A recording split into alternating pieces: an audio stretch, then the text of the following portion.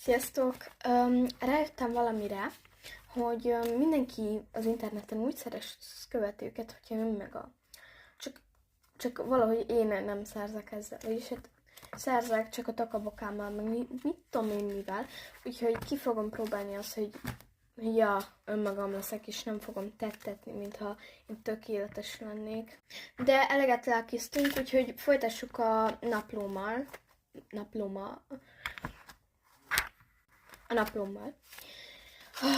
Ott tartottunk, hogy magammal hozom, itt vagyok a suliban.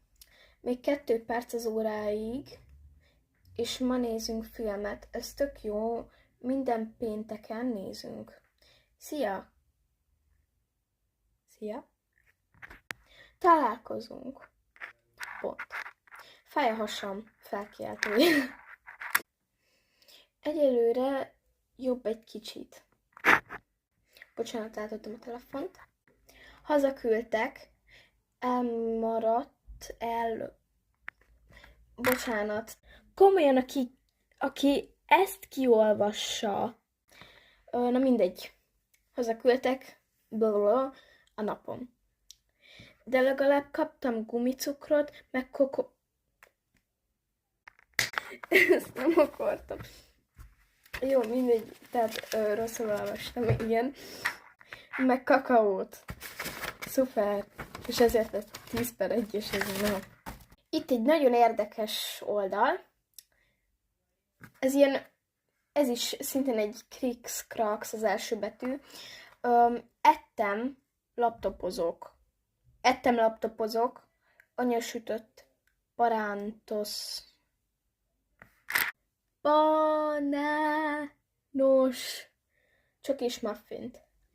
Pihenek. Úgy gondoltam, rajzolok valamit. Jó itt. Osztályom. Ez érdekes lesz.